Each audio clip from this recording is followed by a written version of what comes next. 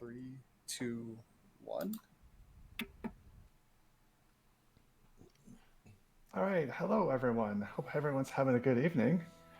We have next is Final Fantasy VI Worlds Collide with Ravlin here. How are you doing, Ravlin? I am doing great. Looking forward to the run. We are also joined by my wonderful commentator, Mr. Entity. How are you doing this evening? I'm also here. So just real quick before we begin, I do want to say one thing. For every time I game over this seed, I will be donating $10. And for every rod that I use in battle to break over the enemy's head, I will be donating $1. I challenge anyone in the Worlds Collide community to match me on that donation. Mr. Entity will help me keep track of that. Yeah, I got a little tally sheet in front of me, and let's hope you die a whole lot. Thanks, I think. No problem. You got this. Good luck. Ready when you are. Yep, I'm ready for time. Would you like me to give you a countdown, or would you like to give it? Go ahead and give me a countdown. All right.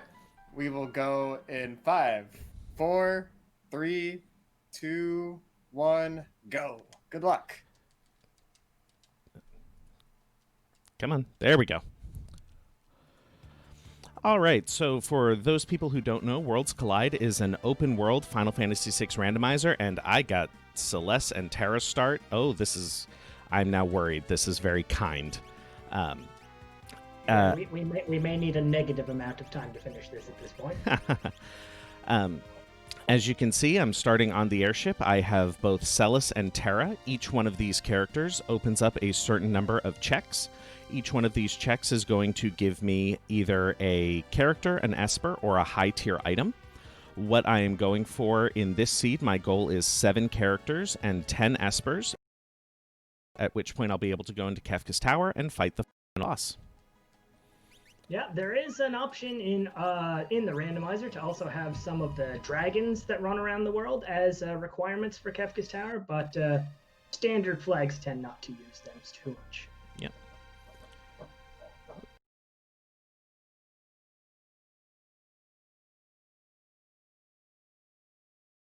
Well, yeah, Celeste Terra start is pretty great. You can see up on the tracker that Ravlin's got on the screen there, Terra's got 5 checks, and one of them is this one, which is just, here's a whole lot of treasure, and then there's not even a boss.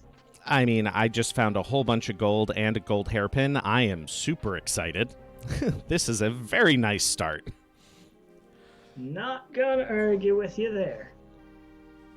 So generally, as I open up a seed, what I try to do first, as is true with many randomizers, is I am looking for equipment.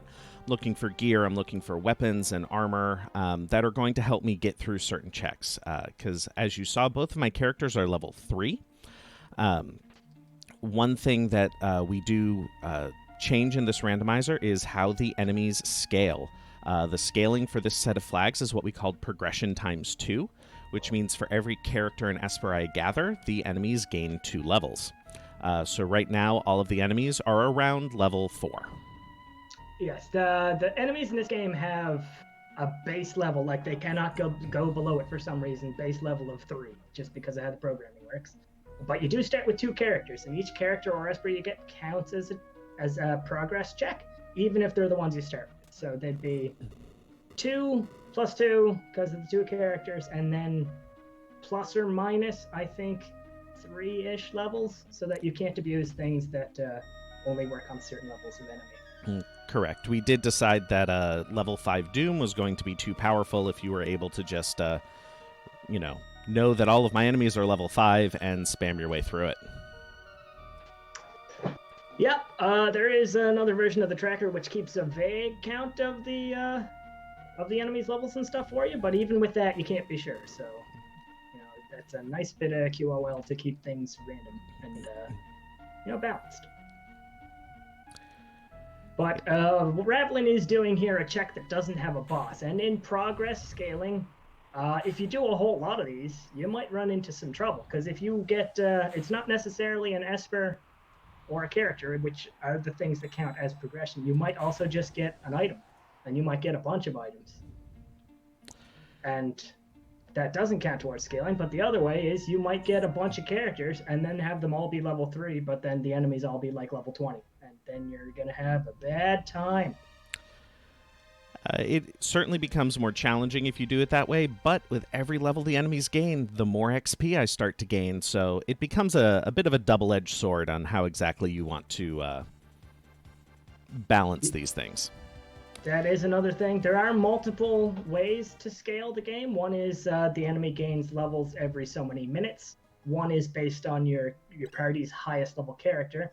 And this one, as we said, is progression scaling. And with this one, you can't really go grind early because all the enemies are really low levels and don't give a lot of XP. So, yeah, each of the different progressions have kind of slightly different metas to how you approach them. While I'm going through some of these checks, Mr. Entity, would you like to explain what the... Oh, my lord, I'm getting chancellored hard by these NPCs. Oh, no. What checks I have available to me right now? Sure. So Tara has some checks up there at the top left. Celeste is the one a little lower down. The one on the left is the Delete River, which is a bunch of fixed encounters that you are forced to fight, followed by a boss. Those fixed encounters are randomized, though, like with anything we say, there's generally a flag to not do that. And I believe that you set up things so that there were plus 20% bosses in the random encounters, so that could be interesting. Beside that, we have the Sealed Cave, which Ravlin just did, which is a free check with a lot of chests in it, very valuable. The one beyond that is the Welk check, where you basically run straight into Nourish, fight a boss, and then GTFO. Unless you want to do one of the non-character linked checks, which is Kefka at Nourish, which you can do by going further there. Then there's the Zozo check, which involves climbing to the top of a weird building with a bunch of liars and thieves. And then the Funbaba check, which is essentially 2 bosses in a row, but nothing else. And with a certain QOL flag turned on, the first one will always be Funbaba 3, which is the version of Funbaba that blows half of your party out of the screen for the next fight. Celeste, on the other hand, has the first one is the Opera House, which is, again, the thing with, they're not fixed encounters, there are enemies on the screen, but you can kind of qualify them as fixed encounters. And a 5-minute time limit to get through those before fighting the boss. Then you have the one that Ravlin is about to do, which is the South Figaro check, which just involves walking into this house, finding not Celeste, because Celeste is the one who has to find not Celeste in the Celeste spot, just hanging from some chains and rescue them. And then the third one is the Magitech Factory, which is 3 checks in one. There's a boss with the dungeon, and then a boss slightly further in the dungeon, and then some fixed encounters, and 2 bosses. And a lot of people just nope out of that last one because it takes a while. Yes, so this particular start did give me quite a bit of latitude in choosing sort of the directions that I wanted to go. So I am doing, in particular, I did Gate to the Sealed Cave and the South Figaro check because they both have an inordinate amount of treasure chests. And I have often see people do not the check here because you can't do it without Celeste, but just come here anyway to loot it because there's so much stuff. Absolutely. And I am quite pleased with the amount of treasures that I've found. I was also able to find a few good things in the shops here. So both of our treasure chests and shops are on a setting that we call Shuffle plus 20%. Shuffle just takes all of the possible things that are in treasure chests or shops and, like a deck of cards, shuffles them around and deals them back out. The plus 20% means it replaces 20% of those things with completely random items, which is why I was just able to buy a cat hood, one of the best helmets in the game, and I was very pleased about that one. Yeah, cat hoods, one of, 4 good hats in this entire game. The helmets in this game did not get much love when they were programming it. But one of the reasons Terra Celeste start, I didn't actually even see if you checked what abilities they have, because their abilities are randomized. But not yet. Okay, so it's still a question mark. Hooray! Well, one of the reasons starting with Terran Celeste is good is simply that you have so many checks. If you look at Mog on the tracker there, for example, at the bottom left, or Go bottom right, those two only have one place you can go, so it's a little bit more of a linear seed if you start with those characters. And also, Terran Celeste in Vanilla are two of the best characters in the game, and even in the randomizer are two of the best characters in the game. Ooh, Gigantos. That'll be some experience. Nope, there's a wipe. $10. Hooray! Maybe you should go back there. Not right now. So we do also shuffle where the monsters in a box are. I often end up checking this one because there's a save point right there. Occasionally it can give me some good XP or a particularly good item. I had some thunder rods I could break, so I thought it was worth it. I got punched in the face. Gigantos is just going to punch you right in all the vulnerable part. But if you come back later, when you can deal with it, Gigantos does have one of the highest, if not the highest, XP gains per level. So once that enemy is scaled up a lot, you're going to get a lot of experience from it. If I remember it exists. Yeah, that's the thing. You'd have to get Mog or want to do Kefkit and Arsh to come back here and probably lock in the World of Ruin. But that is one thing. The monsters in a box are not shuffled into the general pool. They're just shuffled between each other. So you can approach any... If you know where the monster in a box chests are, you can approach any other chest and just get stuff. That was a Minerva. Yeah, and that is quite possibly the best piece of gear in the game. That isn't an Illumina.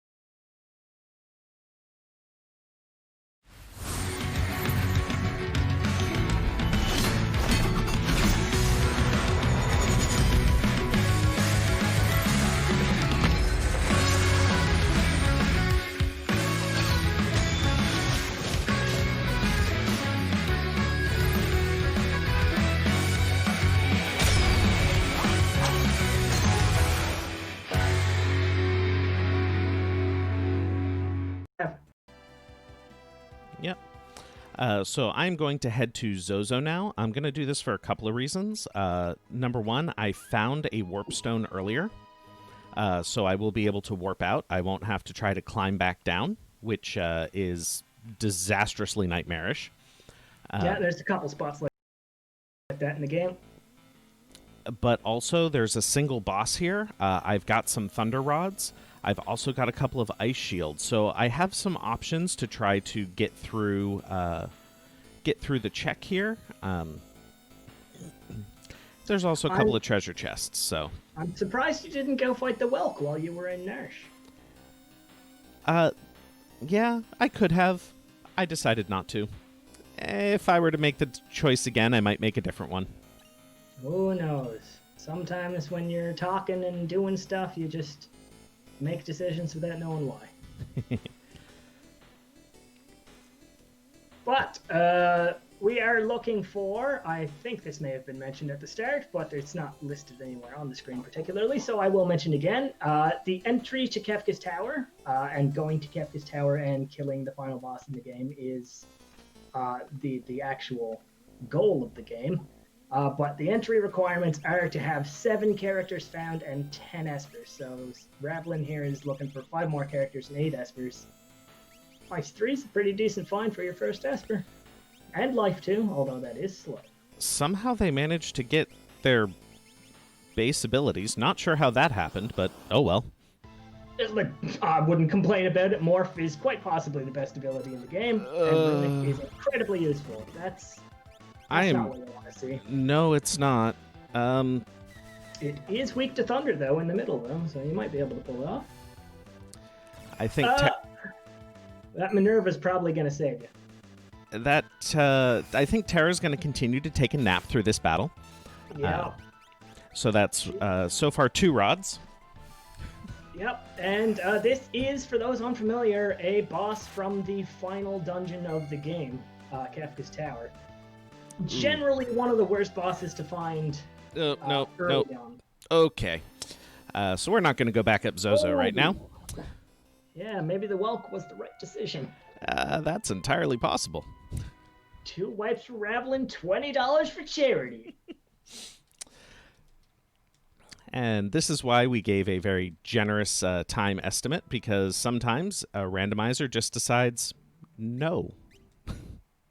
Yeah, I mean, you got lots of options in this one, at least. If it was, like I said earlier, a Mog/Go-Go start, well, those are both free checks. That's a bad example. But if it was like an Umaro start, and I don't know, Realm, you only got 4 options there to get progression. And that is a thing this randomizer will sometimes do. There is a different, like very different way to play it, which is open world, which is just completely open world. The checks are not locked behind specific characters. You can just go there anytime. But with the character gating, sometimes you can run into some real blocks. Yep. So I don't really like being at level... Good lord. Fix your movement there, Rav. I don't really like being at level 3, so I'm hoping that some of these rats that I will encounter in the rafters here will be defeatable. And hopefully that will give me a few levels and boost me up enough so that I can take whatever's coming.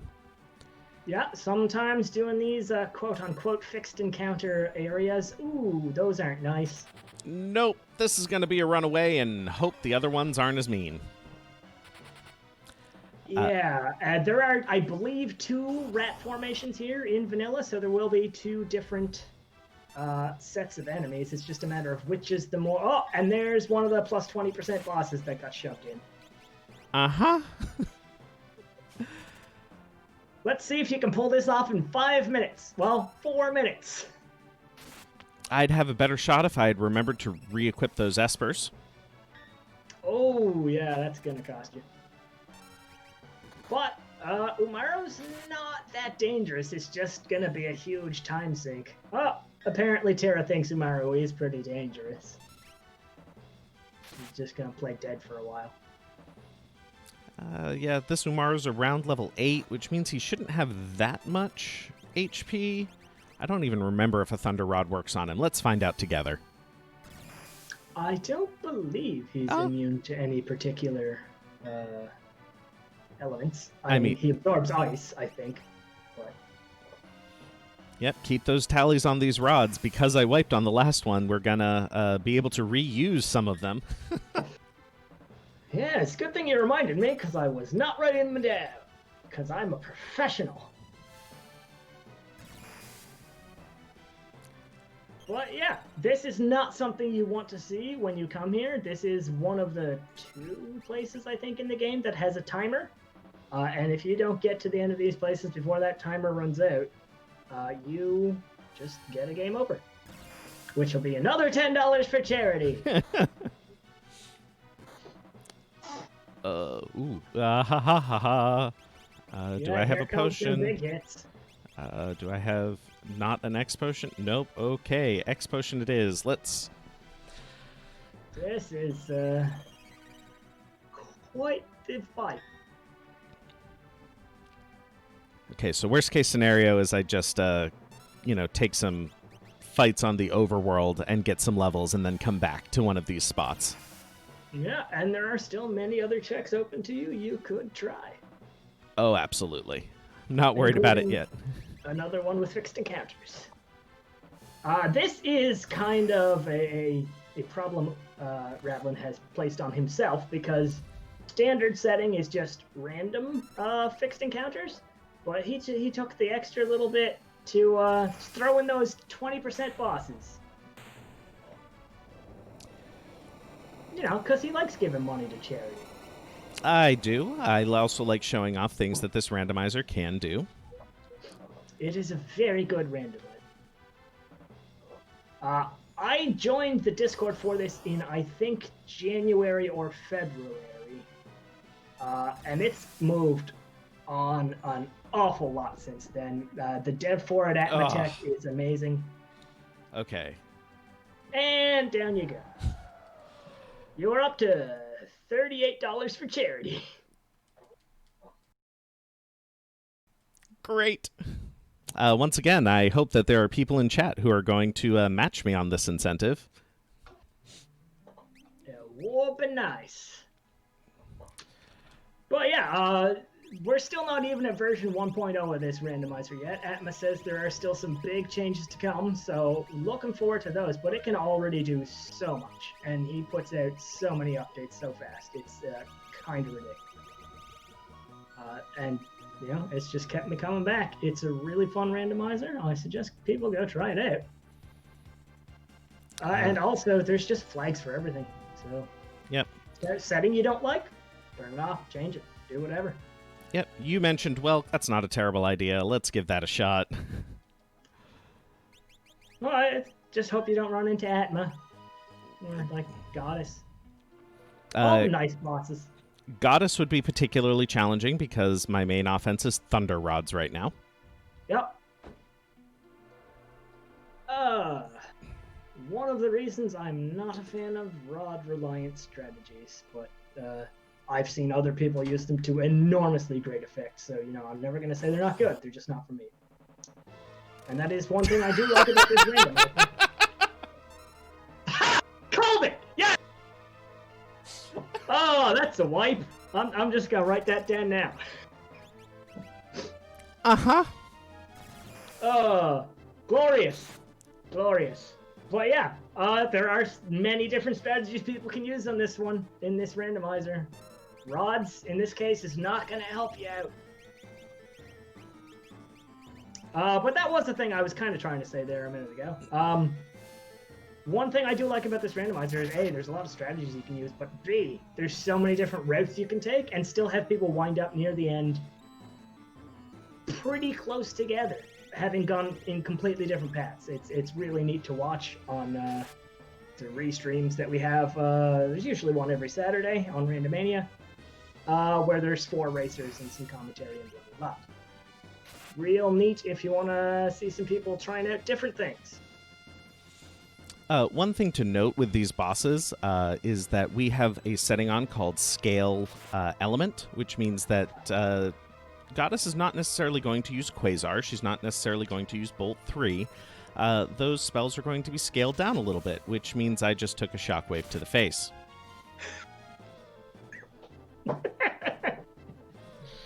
Yeah, no, it'll be fine. It's just shockwaves right in your face. Don't worry about it.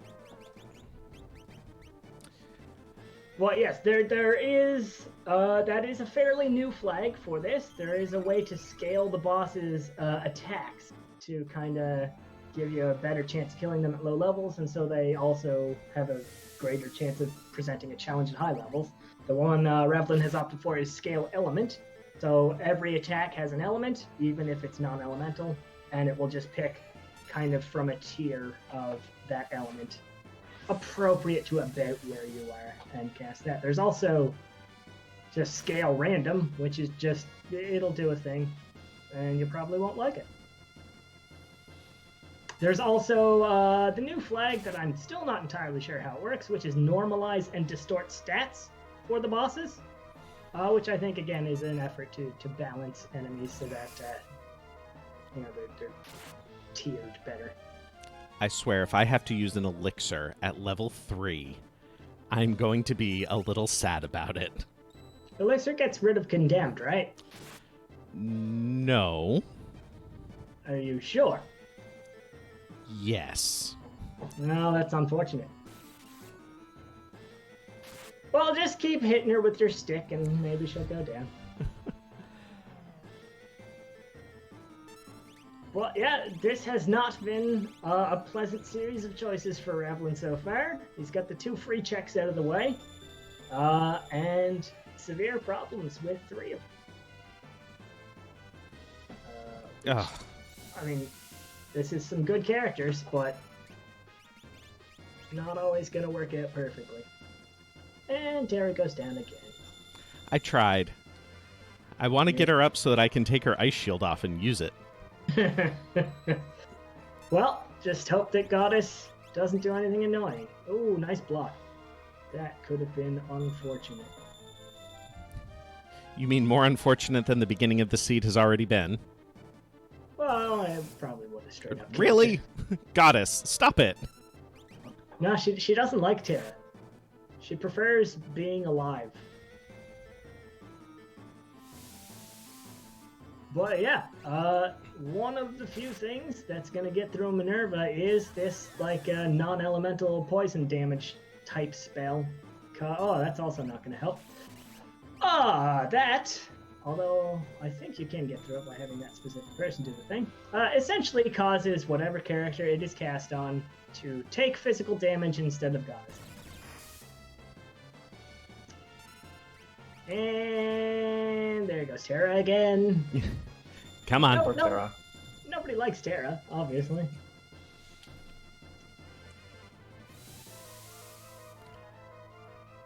But yeah, this is not a fight you want to see early on, and Ravlin now has 7 quote-unquote seconds to finish it. Well, if I can get Tara to stay alive for more than 3 seconds, I can recover that, maybe. Well, I think Goddess is onto your plans. And here comes the death of Celeste. Oh, no, that goes into... I forgot how that one worked. Okay. Now she a zombie, and you dead. See, that's why I put a notch on the tally sheet when you found the boss. Hey, I was making a good faith effort at it. And all the power to you for doing that. But now we get to see some other checks. How about the Leet River? The Leet River sounds good, right? Yeah, that place is never a problem. Especially if you save yourself into a corner, like I do. Still 1 in 5 times there. This is actually a place I have started to come, even without Terra, pretty early on, just because it's another one of those areas that has a lot of chests. But it does also have a problem. You saw Rav there just save onto a different slot. That is because in this area, when you're doing the check, it is possible to save and overwrite your old save. And even if you have warp stones, you can't get out of here until you finish it. Which is a bit of a problem. Nice chancelloring there from the soldier, as usual. Yes, when NPCs get in your way for no reason at all, we call that chancelloring. Just based on some of the speedruns of the vanilla game, you find the Chancellor in Figaro Castle, who just always is in your way. Doesn't matter what you do, he's in the way. Yep. I don't know that I've ever seen an actual speedrun of this game, but I did race various versions of randomizers or the base game against Jack for a while before finding this excellent thing to settle on.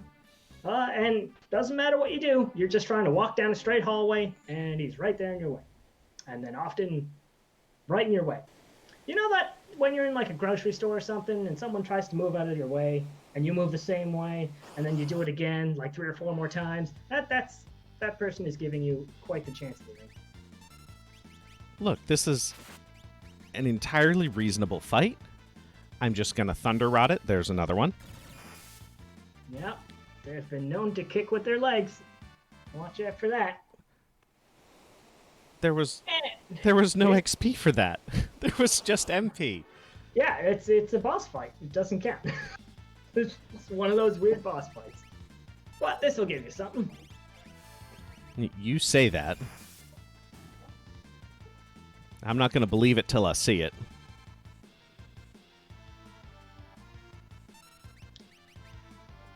Yeah, that damage from Terra really pales in comparison to that rod. This is the reason a lot of people like the breakables in this game. There are flags to turn them off from shops, but Ravlin has elected to keep breakable rods in the mix. And they can get you out of a lot of real rough times at the Nope, start. nope. Okay. Hey, I remember these guys. Running away, not dealing with these ones. Yeah. So apparently when you're on a raft, you can run to the other side of the raft and the enemies leave you alone. Well, they were probably busy trying to swim in the air. Or walk on water. I now have a grand total of 6 HP. That's enough, right? I wouldn't worry about it.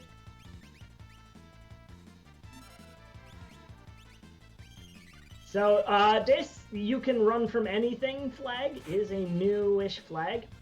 Kind of quality of life thing to make up for the fact that sometimes fixed encounters are a real big problem. And before, there were certain things that you just couldn't run away from. You can change it, I think it's in gradations of 20%. And Ravlin has elected to go with the flag of you can just run away from anything that isn't the boss. All right, I'm feeling slightly better now. I've got a little bit of levels here. I've got some magic on my two, phenomenal magic users. Yep. Like, anytime anyone mentions anything about Celeste and Terra, you go, oh, right, they're good at that, too. Because they're just kind of all around above average at anything except, no, even strength, they're above average. Yep. The one thing they don't get a lot of is probably HP, but you don't need that much. So the espers that Ravlin is teaching himself magic with, those are also randomized. Anyone who's familiar with the base game would know that by now. So random spells, random MP cost 4 spells, random learn rates. And I believe you left the multi-summon on, which is a thing that's also a fairly new flag, which allows you to use summons more than once per battle. Yep, it is my favorite flag in this randomizer now. And not just because you can use some of the defensive espers like Fenrir or Golem multiple times, but I just like having the summons as another option. There are times when something like Bahamut is going to be your source of non-elemental damage, and that's just what you need. That multi-esper flag does turn them into a viable strategy. Before that, most people would just never use an esper outside of very occasionally and in the final Kefka fight. So one thing that we should mention is right now I'm sort of making plans. I'm trying to figure out how I'm going to deal with the final Kefka fight. Everything else in the game is scaled. The final Kefka fight is not.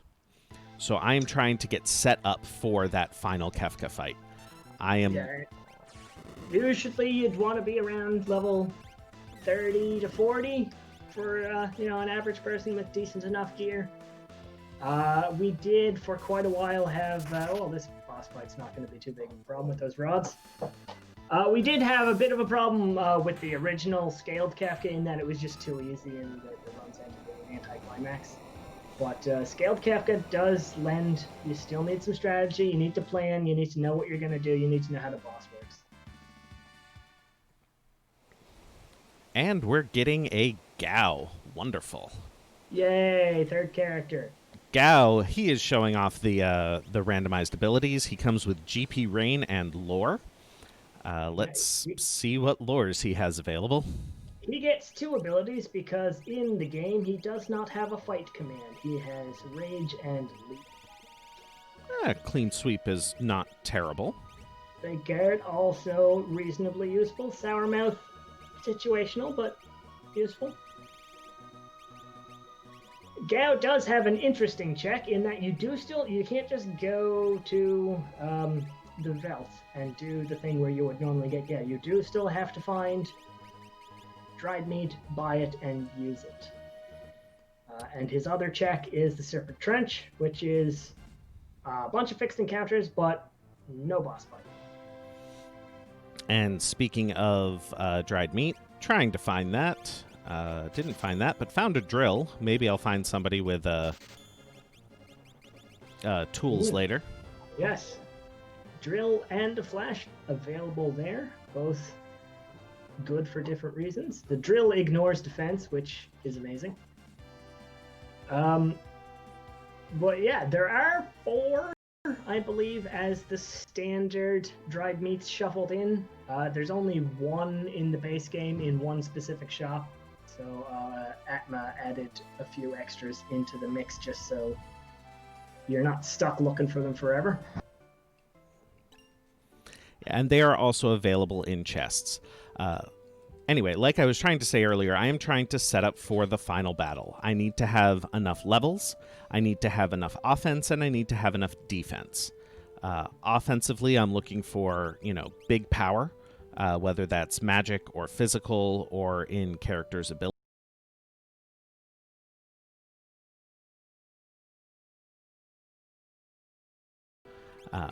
We will explain why that is when it comes time, but just know that girl absorbs every element in the game, so I need to find non-elemental ways of doing damage to her.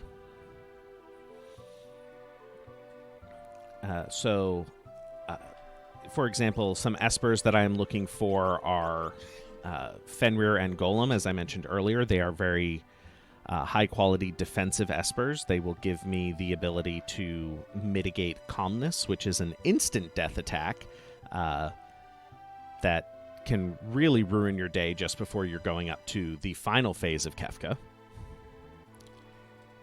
Yeah, and just to point out, that area, you can get treasures, as you will have noticed. Ravlin went there earlier in the sea, but in the World of Balance. We have recently had the difference in treasures between the 2 worlds added in, and some people are now going to both those towns right off the bat just to get all the delicious things in barrels. This particular check is interesting to do in the World of Ruin. It is one of the non-character locked checks. It will either be an esper or an item. If you do it in the World of Balance, the man will say, buy this glowing stone for X money if it's an esper, and has a different phrase if it isn't. But in the World of Ruin, he just says, if you want it, give me some money. And in this case, it turned out to be an esper.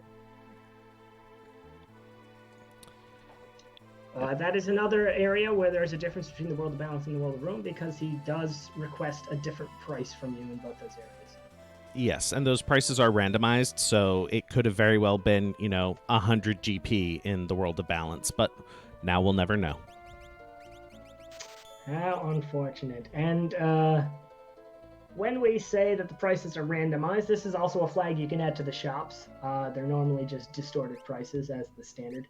But whenever we say a number can be randomized in terms of price, it can be anything between 1 and something like 65k. And there's the dried meat that Rav has been looking for the last couple minutes. I was not expecting it in a weapon shop. A little confused by that one, but, here we are. It's dry. It's gone all pointy and sharp. May I recommend against eating pointy and sharp meat? I'm just going to throw that out there. I don't live on the veldt. I have food in my fridge, so I'm fine with that. There's a distinct lack of refrigeration when you're a wild child living in the wilderness. Yep. So I am going to head to the Veld and try to do the Veld check here. There is a non-zero chance that I will encounter Gigantos again. Do you have to kill the enemy for them to show up on the Veld? Or do you just have to encounter them? I am not 100% sure. Yeah. Also, I wasn't aware you could do this check in the World of Ruin. There are a few checks that you can do in both worlds. I just wasn't aware this was one of them. Yep. And Ravlin having the foresight there to remove his Moogle Charm.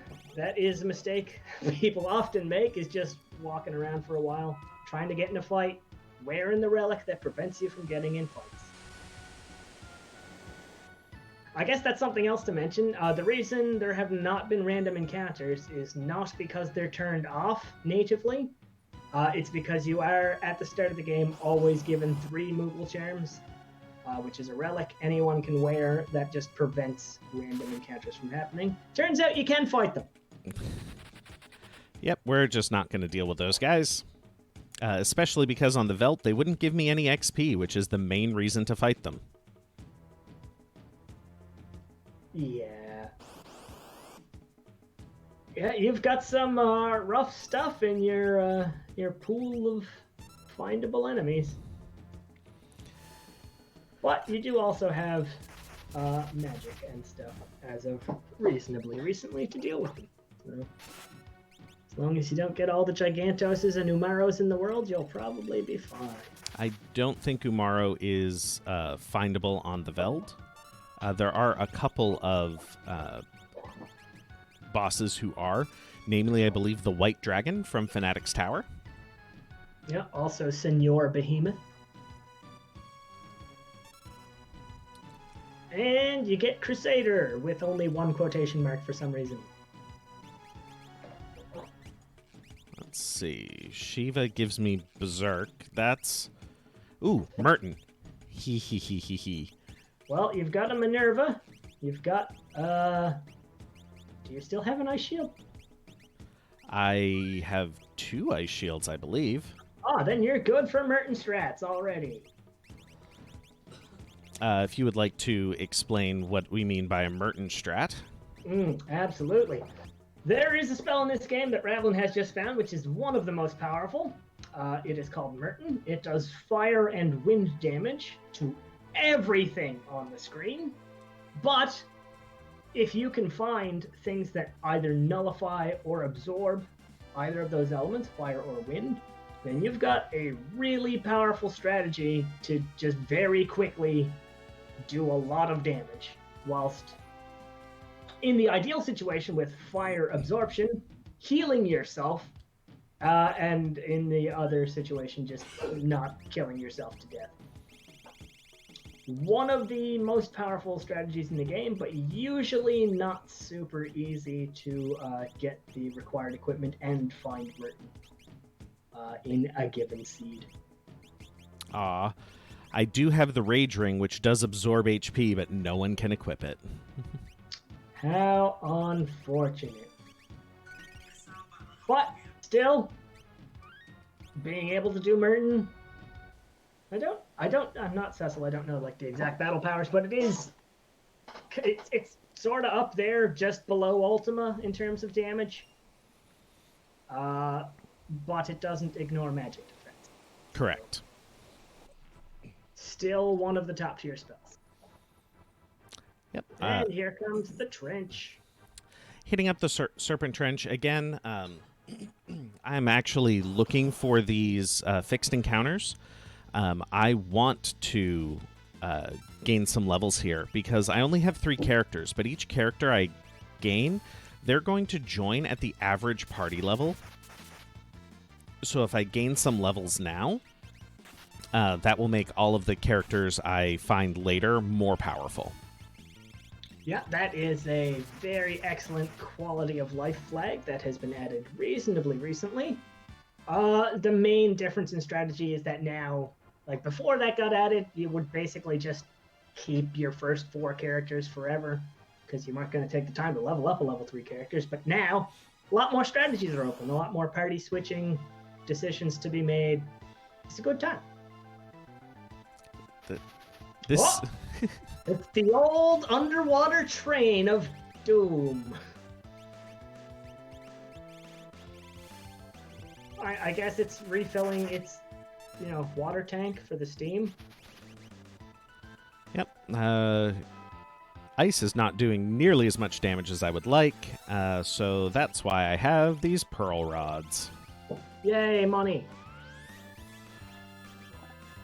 It is often a joke, at least in some of the other Final Fantasies, that if you have a problem, throw money at the problem. Use something like GP Rain and literally throw money at the problem. Here it's throw rods at the problem. And don't throw money at the problem, because that's usually not a good idea. Final Fantasy V, GP Rain, one of the best abilities in the game. One thing to note about that fight, anybody who's not familiar with the randomizer, but is familiar with the base game, would have just said, why not use Revivify on it? Why not use Phoenix Down on it? Because it is an undead boss. There is now a standard flag in this randomizer, which removes that status from the boss, so you cannot insta-kill them with an item. And that applies to a few of the bosses. That's one of them. But these guys, I should be able to revivify. I do believe they are undead. And that is certainly going to be faster than smacking them with a sword. Yep. Revivifies, very useful things to have around, not just for healing your own party. There are a lot of undead enemies in the game. And if you run into them, it's much easier to just use an item on them than it is to try to fight them a lot of the time.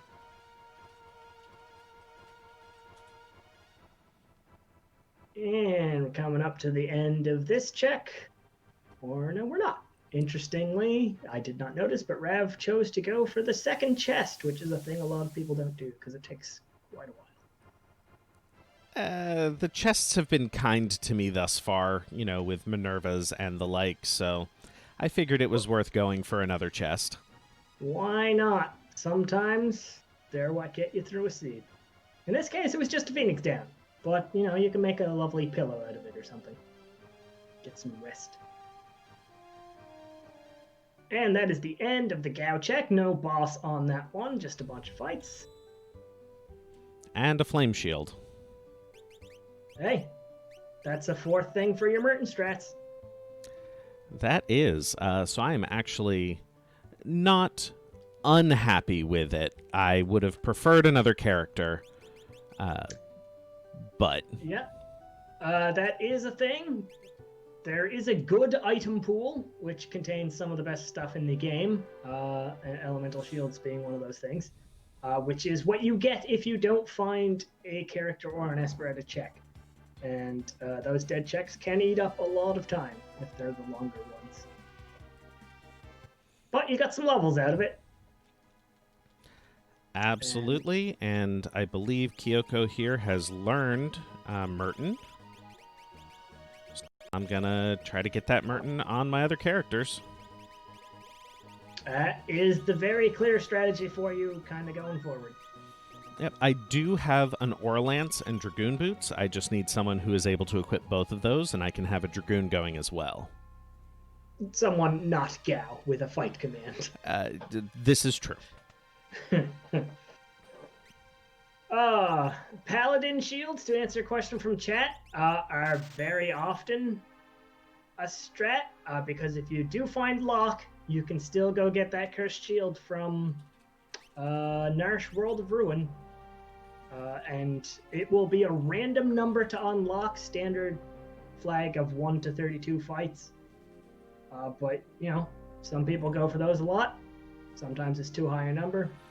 At this point, because I've done quite a few of the checks with forced battles, it would have to be a very low number for me to actually take the time to uncurse the shield.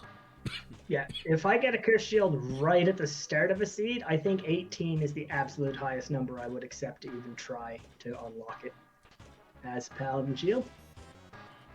Another thing is sometimes you find cursed shields in shops. And if you're wearing cursed shields on more than one character, each extra shield acts as another... Basically, you don't unlock them all at one time, at 1x. You unlock one of them at whatever number of Paladin shields you have equipped, X. And then the others. Which is sometimes a very nice thing. Yep. I believe you left Ultima on in this, so if you did find a Paladin shield, you'd be able to get Ultima from it, but sometimes, and in fact often, there is a flag that just Ultima doesn't exist, so you can't even learn it from the shield. Which is one reason a lot of people would like it. Yeah, Ultima is one of those strats that it will always work. Yeah, it's just slow. And we find Senor Behemoth. Oh, are you gonna pull out that Crusader, Esper? I was thinking about it for a moment. Actually, what I was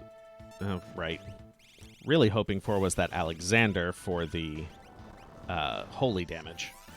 I'm not sure the first section of this boss is weak to Pearl. It's one of those I'm looking for any source of damage I can find. Fair enough. When you've got lore and GP rain and not a lot of good lores, kind of reach for whatever you can. Yep. But down goes the first phase, and here comes another example of an undead boss that cannot be insta-killed anymore. But also here I am able to show off the power of the Merton strats. That Merton is doing 5k. And you're level what? Probably 20-ish, maybe? I might have hit 20 at this battle. So yeah, 5k at that point in the game. Just ridiculous. And then that is the first check inside the Magitech facility. There are 2 more, and Ravlin gets Shout, another Esper. Shoat is one of those Espers that does have some decent use outside of just what spells that it has to offer. It will teach, or it will be able to use... you can use that on the final Kefka fight, often used on Tier 1.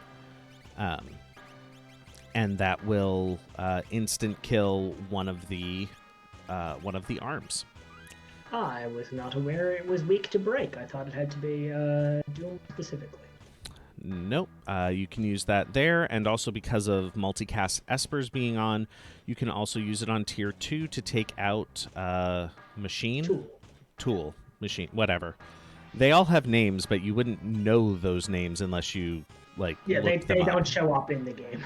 You have to know from a guide or something. And here is the second check of the Magitech facility, and it is Doom, one of the final fights in the game. But shouldn't be that big of a problem. With Merton, I'm not super worried about it. Merton also, very conveniently, unfreezes your characters. Yeah. Because when you get frozen like that, any fire spell will work. But if you got Merton, and that works, does them all at once. Yes.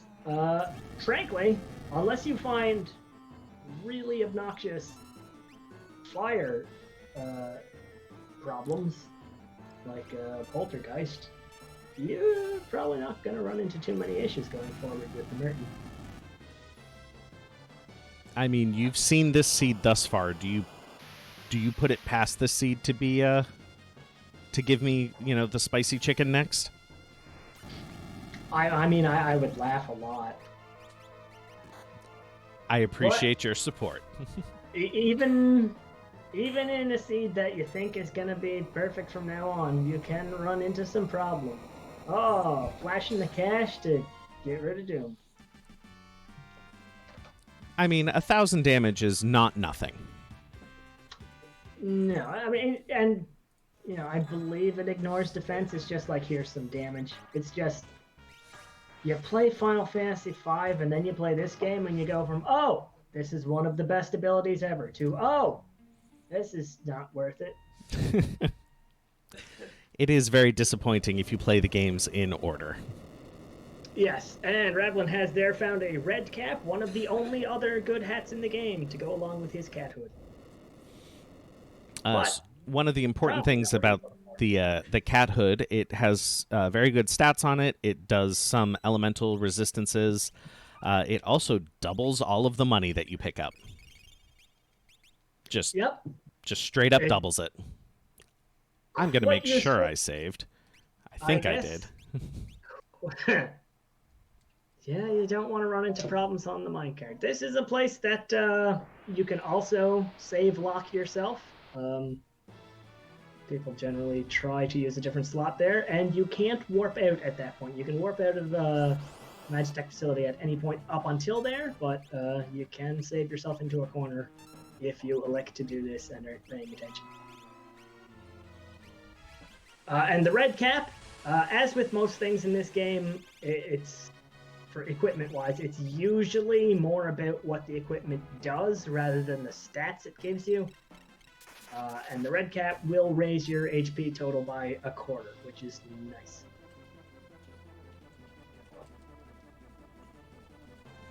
Well, you seem to be getting some reasonable fights here. Nothing. Yep.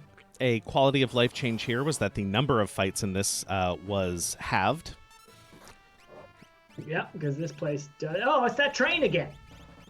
Going backwards. Probably looking for some more water. I have never actually fought the train when it's not a back attack, and I'm a little confused, to be honest. Slightly confused. Yeah, but confusion didn't stop you from killing it to death again. No. You should have learned last time. And this this sort of follows the pattern that I see a lot of times in randomizer seeds, and in this game in particular. The first 20, 25, 30 minutes or so are really, really rough, and then you are finally able to break through a check and get a good spell, get some good equipment, and suddenly you are just blazing a flaming trail behind you. Yeah, this randomizer generally has a pretty, low-key mid-game. The difficult points are usually the start and the final battle. But, sometimes seeds are just hard the whole way through. It also is very dependent on what flags you pick. Dodaluma, you are not scary. I don't know, I find his ability to just hang in the air like that quite frightening. Like, I've never seen someone do a backwards jump kick for 30 seconds straight before. Other than existentially, you're not frightening. No, that's not that.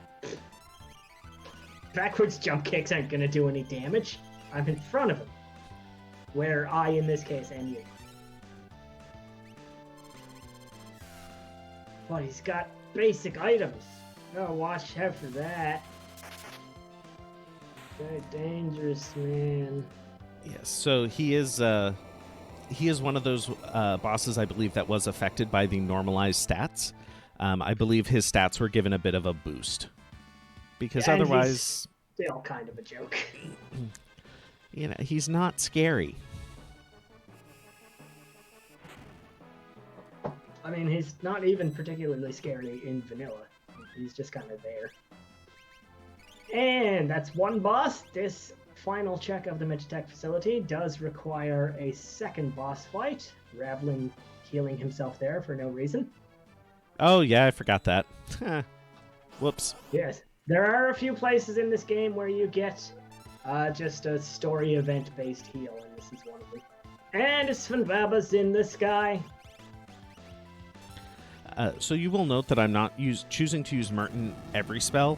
One, just because I don't want to see the same spell animation over and over again, but also because something like Ice 3 is going to do relatively comparable damage right now, and is a little faster. Yeah, and if it's only single target, you don't really need the Merton out constantly anyway. But that's another Magicite that Ravlin has gained. Still looking for that fourth character to fill out the party. Yep, but whatever character I find, they will be at a fairly high level, so they will be keeping up with the rest of the party.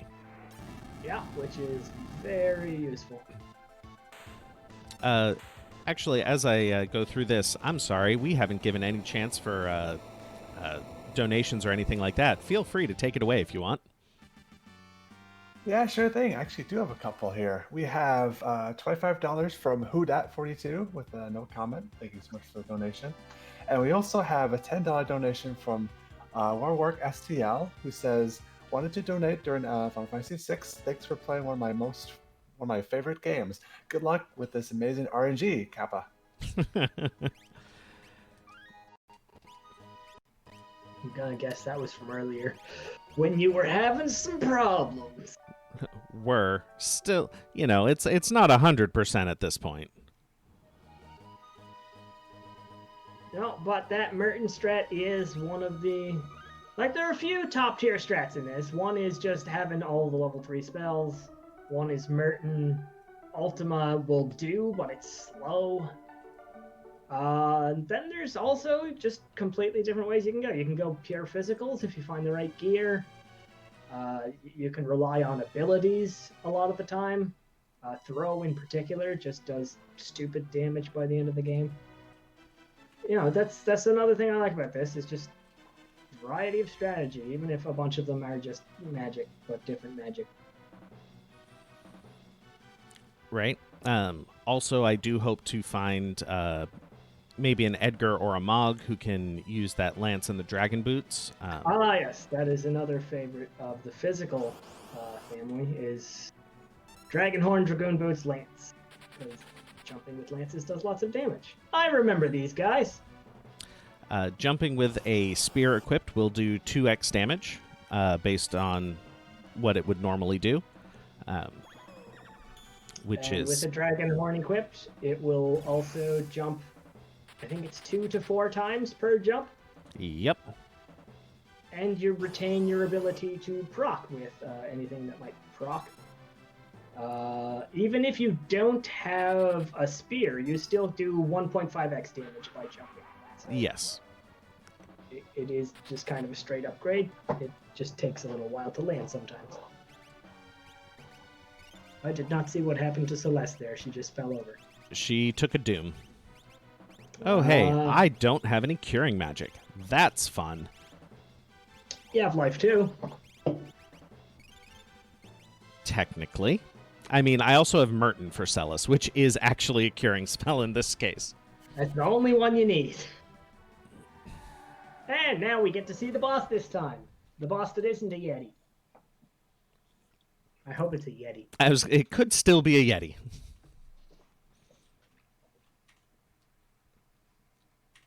I do actually like the idea of Terra saving Maria here instead of Locke. I like the idea of Celeste just being there. I mean, like, hey, how's it going? And it's an Ifrit and Shiva. A boss fight I have recently learned you can run away from because of some oversight in the programming. Yes. So both Ifrit and Shiva have the boss flag. You cannot run while they are on screen. However, if you were to try to run while it's telling you can't run, you're still building up your run meter. And when they transition between Ifrit and Shiva, there's no boss on screen, so you can run away.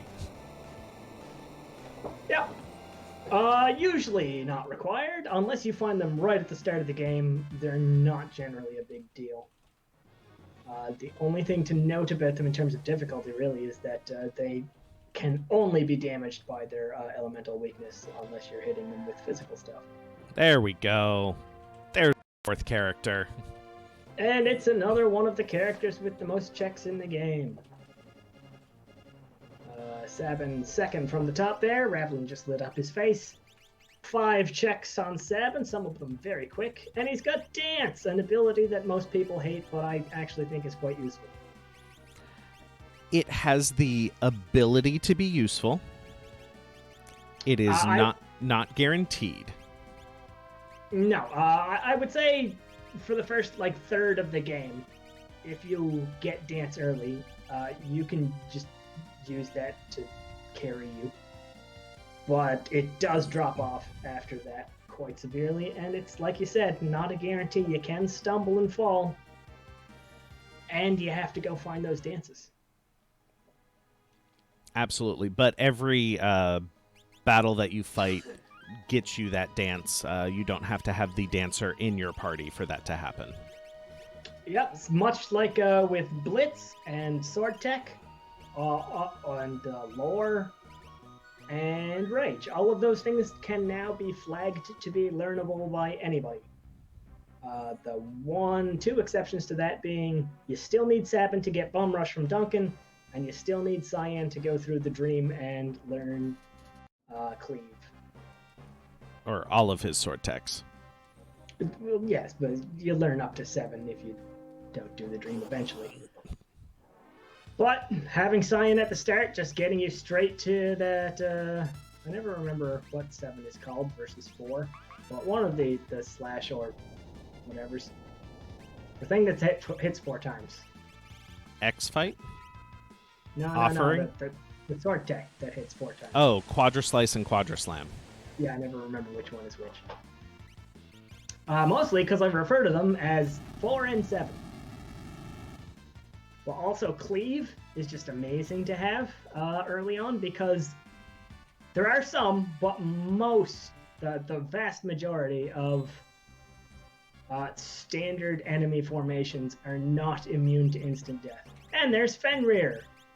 You may now celebrate. I am very happy with that. That will make the final Kefka fight much safer.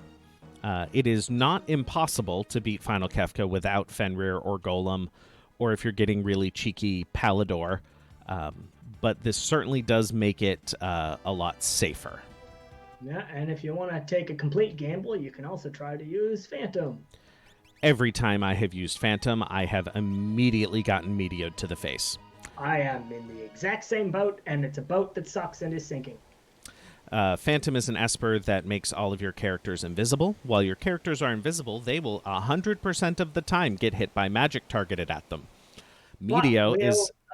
dodge all physicals. Yes, Meteo is a very powerful magical spell that doesn't normally always hit. And it's also the thing that boss will tend to use right before using the physical attack that insta-kills you, which you have just tried to use Phantom to get away from. So this is the second check of Sabins we've done. The Imperial camp there that just happened, that was an Esper. If it was a character, it would have gone on a bit longer with a few more fights. Still no boss fight. This one is one of the fastest checks in the game, assuming it's an easy boss, because it's just a boss. And then you fall down a waterfall. Sabin, did you really need to get a proc there on her? I mean, obviously. Kyoko did not deserve that. He was just trying to, make her more holy.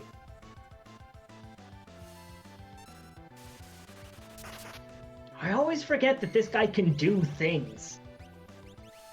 Right? Yeah, it is just Baby Magimaster, so he will, after a certain point, start casting a thing called Wall Change, which just gives him a different elemental weakness and causes everything else to do 0 damage. There are various ways to get through this fight, because he is weak to, I think, every single status effect. But even beyond that, he's usually not that hard of a boss. You have to find him kind of at the right balance of your level versus his level for him to present difficulty, I would say. Which is one of those things that I happen to have found right now. Indeed. I do not have scan, so really I think my best shot is to just actually swing at him. You could throw a berserk at him. Although that wouldn't actually help you kill him that much. If I was playing vanilla, one notable way to get through that fight really easily is just to cast Imp on him. Or sleep. He is vulnerable to sleep. Yes. One of the few bosses in the game that is like a reasonable place to use green magic. Or, I guess in this game, gray magic. But down he goes. And we get to hear a little bit of Gau's theme while you semi-drown in a river. Or just do the weakest front crawl I've ever seen. Look, they couldn't make sprites for swimming. They are amazingly resource limited in terms of memory in this game. Yep. Every time anything about the programming of this game comes up, like that's just a dead Celeste floating down a river. But anytime anything about the programming of this game comes up, I'm just constantly amazed and baffled that it works. And there's an Edgar, who has one very nice fast check. And another one, which leads to a second one, which is longer. But also, if we wind up going, oh, there's your jump. Yep. Don't even need those Dragoon boots anymore.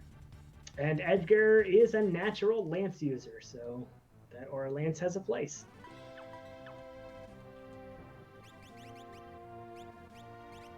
And now you have lots of options open, including the much maligned Kefka Etnersh, which I personally go out of my way to basically never do.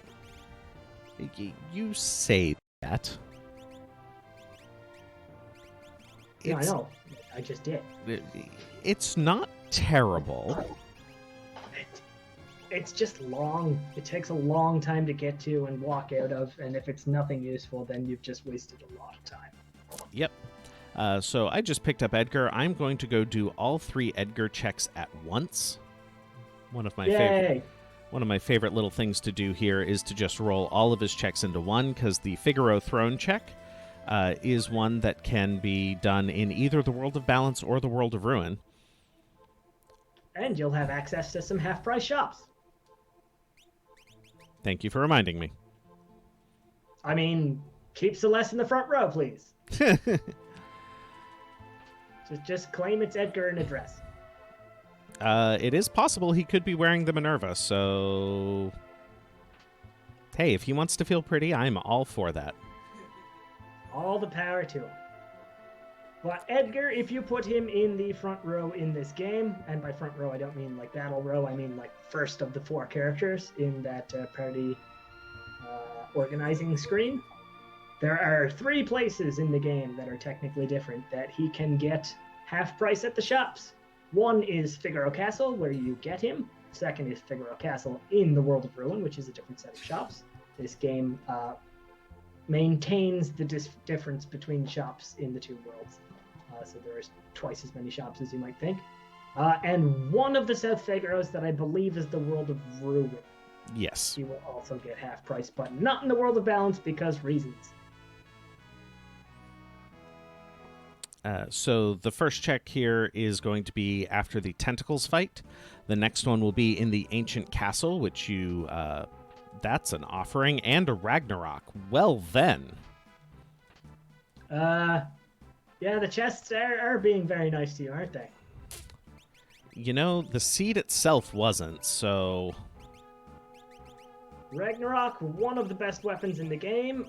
Also amazing just to be wearing it, because it gives you many stats and stuff.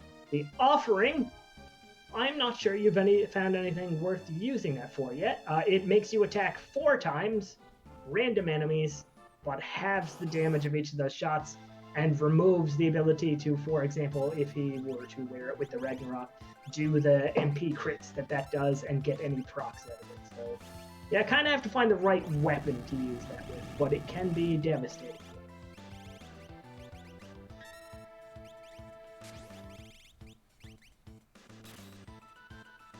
And we have Guardian, another one of those bosses from the end of the game. I mean, this of course means that my my Kefka's Tower is going to be like 3 Ultroses and a leader.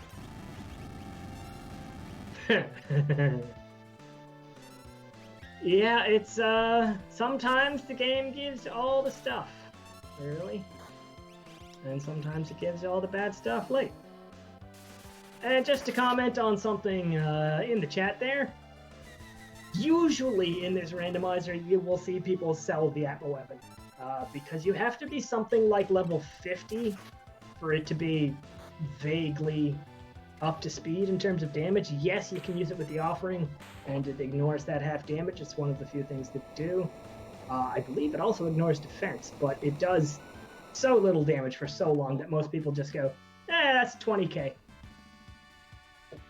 Yes, although I am gaining quite a few levels here. Yeah, as at this point, it may have been useful to keep it, but it's really hard to gauge that. I believe I got a second one. Oh, well then. Might be useful. And there's some fixed dice, one of the few things that the offering is really good at. And I don't believe I have anyone who can use the fixed dice. Hooray! I mean, I'm fine with that. You have way faster ways to do damage. You don't but even have anybody in your entire set of characters that can do it. the reason I am interested in the fixed dice, though, is that it is non-elemental damage, which is important for Girl and possibly some other bosses that I will find along the way. Indeed.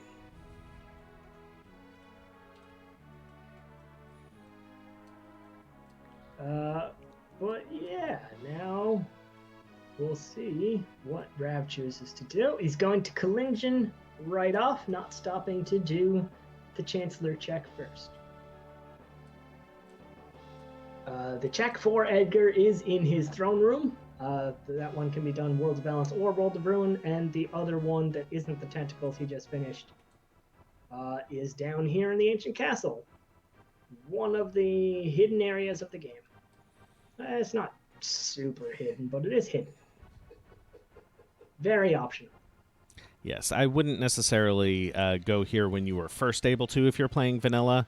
It does have some powerful enemies and some powerful bosses, but it has some good treasures. Yes, the question is just whether you want to keep Odin or you really want Raiden in vanilla. In this, it's just a check. It's also in vanilla where you would get the offering if you fight the monster in the box. I'm not sure if you noticed one of those treasure chests did have a gem box in it. I did notice that. Gem box, for those not aware, allows you to, well, doesn't allow you to cast magic twice. It changes your magic command to X magic, which is a slightly different proposition because having X magic prevents you from using espers with that character, which has caused problems for me in the final Kafka battle where you want to use certain espers at a certain point. I mean, I can neither confirm nor deny whether or not I have lost a run to that. It's a really easy thing to overlook because it doesn't come up super often for me. I will often just sell gem boxes. Oh, it's Rav's favorite furry wingling antenna friend. It's a Moogle. I do like the Moogles. I did not catch what ability he had there. He has Rage, which is actually why I wanted to bring him into my party, to see if he had Stray Cat. I am going to be very sad that he doesn't. I mean, there are some interesting things in there, but nothing major. Rage is one of those things that in vanilla, I'm not sure if you meant to do that or not. It was one of those, if it happened, cool. If it didn't, I'm not worried about it.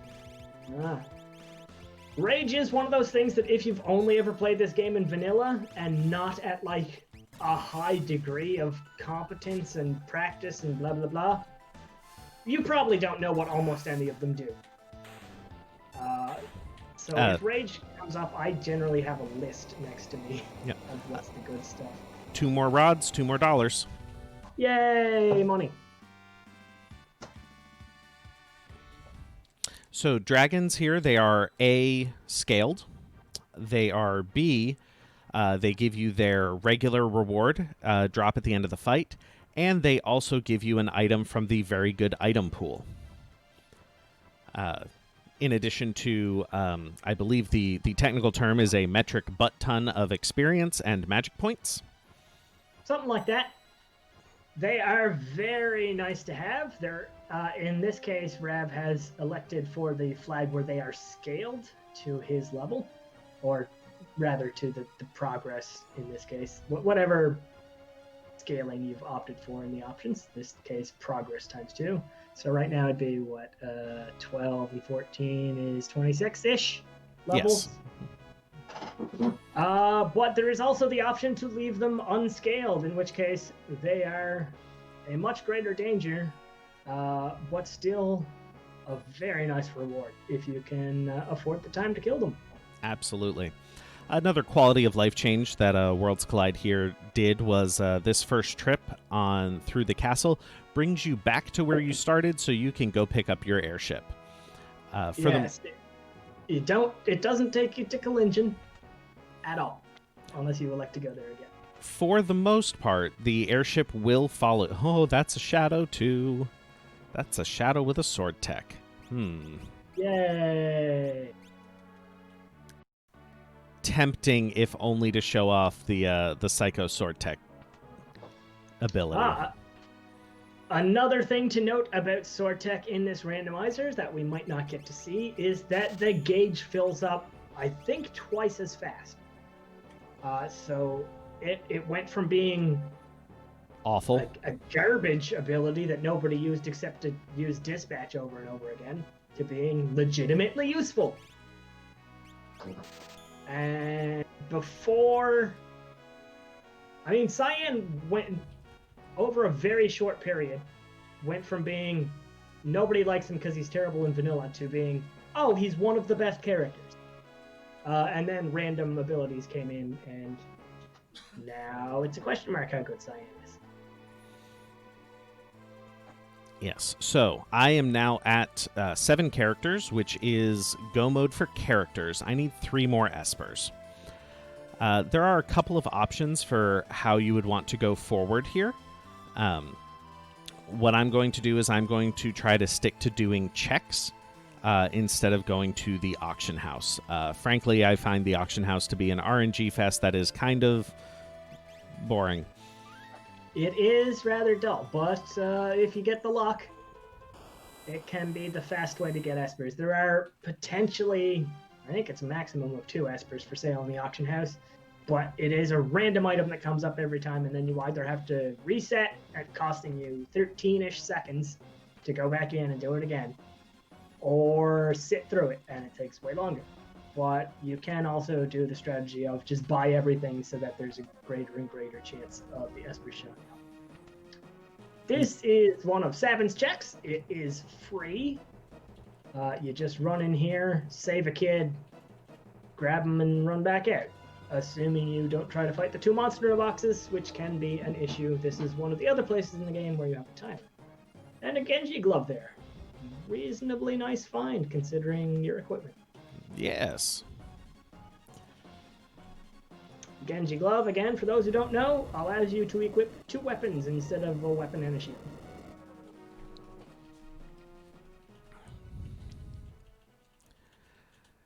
So yes, it typically comes down to in Worlds Collide that you are going to find, I mean, you're almost guaranteed to find characters or espers first, and then you're on a hunt for the other one.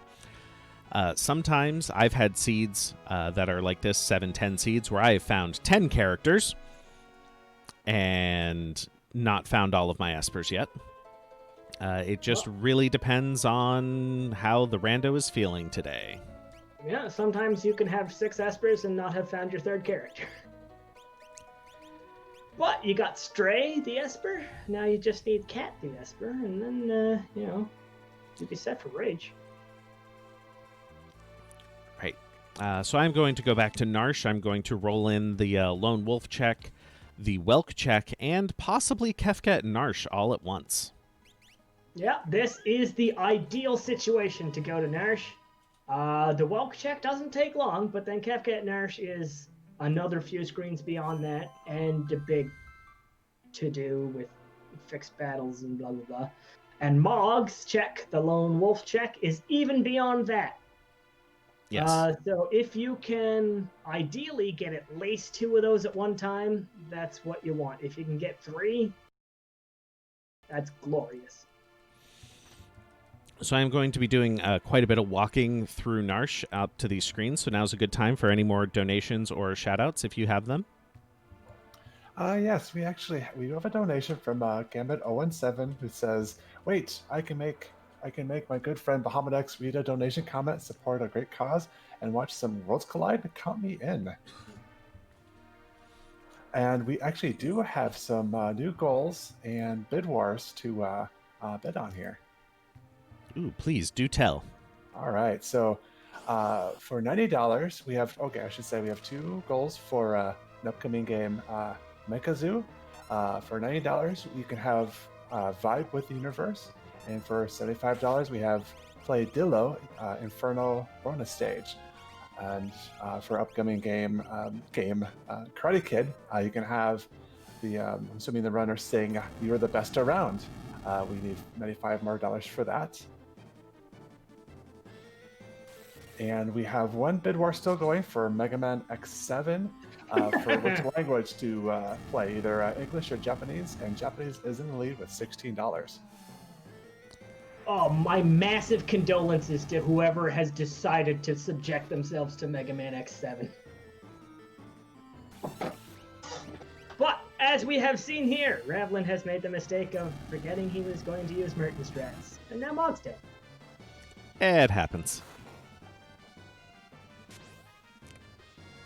So we are coming back to this Goddess fight. Goddess has leveled up quite a bit since we last saw her, but so have I.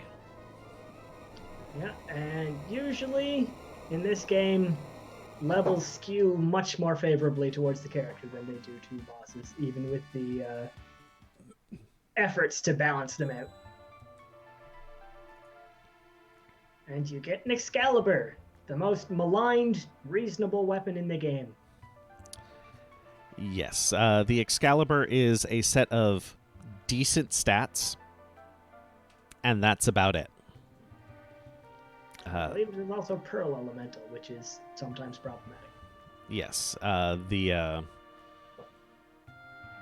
words, the Ragnarok, The and issue with it is that it is inevitably stacked up against the Ragnarok and the Illumina, which are just a million miles ahead of it. Because they are the three quote-unquote best swords in the game, but then Excalibur is just demonstrably worse than the other two.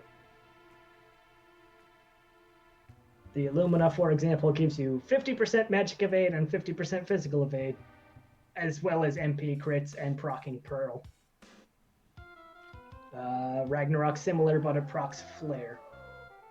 And then the Excalibur, it's just a sword. ha! That was not not exactly what I was looking for. Remember that Genji glove in Ragnarok you have? Yep. I think you might know what to do with those now. Yeah, possibly. Hey, look at that. I'm actually going to put the Minerva on you so that you can continue absorbing things. Well played. And then Oh, sell that it. mithril vest is looking real nice.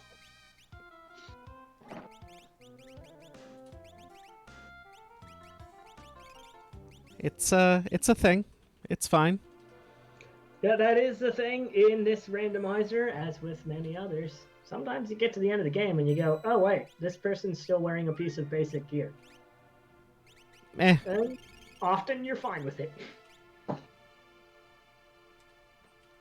All right, so we're going to have Tara, Edgar, Celis, and I'm kind of marginal at best on who my last character is going to be. It might go back to being Sabin because I was not thrilled with Mog's anything.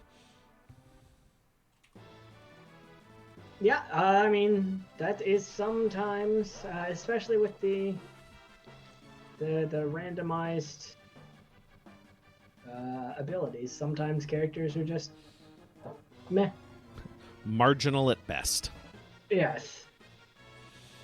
So just like in vanilla, there is a way to walk through this without actually fighting any of the battles here, Yeah. which I will be showing you because I feel zero need to fight any of these guys. I think you've got enough levels. I mean, And- never enough, but... Well, I do also regularly say that the final Kefka fight is more of a gear check than it is a level check. And you've got pretty decent gear all around, as well as a solid pile of levels, so don't be that worried about it. And there's one reason the Ragnarok is better than Excalibur. Flare is one of the strongest spells in the game, although it does also have the slowest animation of any spell in the game. And there's the Illumina also proccing. Yes, so if you have an Illumina and a Ragnarok on one character, you want to use regular fight commands. You don't want to have the offering on, because then you won't get those procs. And it will also disable their ability to do MP crits, which is just a thing that those swords and some other weapons in the game do, where they automatically crit by taking an amount of your MP that I think is like 20 to 30. I don't know. It's not much. There we go. Another magical site. And Ravlin, now 7 and 10. Those are the requirements for KT. He can now run to the end of the game if he so chooses. 1, 2, 3, 4, 5, 6, 7, 8, 9, 10. Just making sure. I have made the mistake before of miscounting my espers or characters and then failing. I have done that as well. So while I am headed to Kefka's Tower, I do want to make sure to shout out the Worlds Collide community. I know several of them are here in the chat watching right now, and I do appreciate their support and the money that they have donated to this cause. I also just want to shout them out for being just a fantastic group of human beings that I am happy to be associated with. I also want to thank you, Mr. Entity, for joining me on this little journey we have going on here. No problem. Always happy to help. And, you know, if it's charity, I'd be hard-pressed not to say yes. And I also, in particular, want to shout out Atmatech, who is the developer of this randomizer. He's doing it completely... I found Doomgaze. This is why you save before going into the World of Ruin a lot of the times. But it's just Fergus and the iPoos, so... You know, as long as you're fine with doo-wop from the 40s, you'll be fine. As I was saying, Atmatech is doing all of the development on his own. He takes a lot of input and suggestions from the community and has been very responsive to what we want and what we're looking for from a randomizer like this. But he has just been, in general, a phenomenal lead developer, and, you know, we very much appreciate him. Yeah, and if anybody wants to check out the randomizer, I'm not sure if we have a command to throw it up, but the link is ff6wc.com. Maybe roll yourself up a seed, maybe join the Discord. It's good times. And now we get to the final part of the game, where you have to split your party into 3, which is a major decision because there's different boss fights, different numbers of boss fights on each path, and sometimes you're running up here with, you know, requirements could be as low as 3 characters, and if you really wanted to, like in the base game, you can run in here with just 3 characters and have a real rough time. So you got to make a decision at this point: who's going where, what level of danger you're willing to put each of your characters in, and sometimes it works out very badly. Because you might go, oh, this one path only has 1 boss fight, and then it's Magimaster or another of the worst boss fights in the game. Oh, there's Ultima. Sure, you just give me Ultima as the very last thing that I find. That's fine. Also a cure spell. I didn't happen to notice. Was that Cure 1 or better than Cure 1? It's Cure 2. You know what? That's not nothing. I mean, when the only other thing you've got is Merton. Life 2 and Merton, you're not going to put your nose up at it. Yep. Oftentimes I would skip some of these chests, but I do know that I'm doing a little okay on time, and they've been very generous to me, so, you know, maybe I'll find another Illumina. I have definitely found a second Illumina in the last chest in this game, and it's soloed Kefka with 1 person. Which is the reason I check that chest every time, even though I know it's pointless. It somehow instantly became a meme. But this is the point in the game at which you would generally see a lot of racers, especially the more confident, higher, more experienced ones, just start skipping chests. If you're confident with your gear and your offense, defense, it's just kind of, you want to save those seconds or two. And, you know, sometimes they miss Paladin Shields and Illuminas.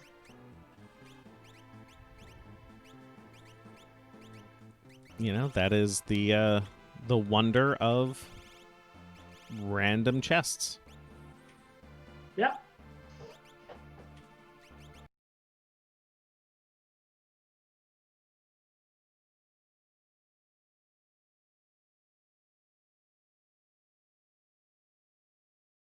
The chests are currently on shuffle plus 20%. There are, as with everything else we've mentioned, basically other options.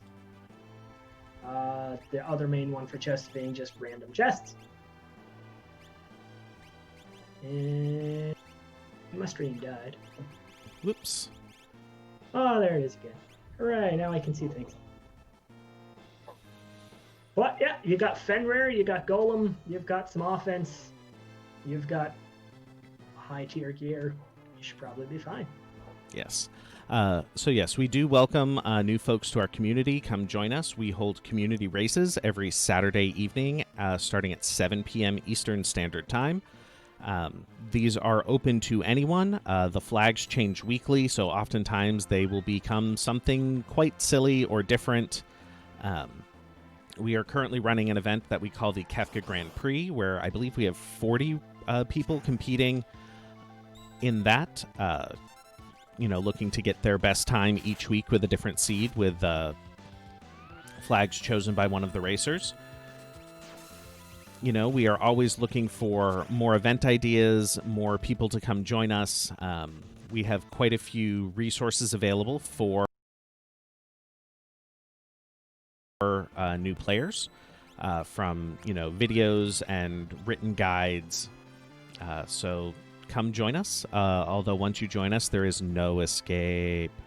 I mean, you can leave whenever you want. Yeah, shut up. It's definitely not a cult. We don't love... One of the nice things about this community I have found is just, if you're a complete beginner, people will not only answer your questions, they will often, get on a voice call and do a seed with you or something. Or give you very precise information about whatever you need. And generally, we try to feature new streamers, new people to the Discord when we can in community races, but also there's never any, pressure to be restreamed. You can just join in and have some fun. It's a very welcoming community. Oh, the precious heal rod. If that heal rod was able to be broken to do a party-wide Cure 3, I think that would be incredibly useful. As it stands, you can use the heal rod, equip it, and literally hit your own party to heal them. Yeah, or if you use it on someone with the throw command, accidentally throw it at the back of your own head and die, because it auto-targets you instead of the enemy. Again, we're not speaking from experience here at all. No, I've definitely never done that, every time I try to use it.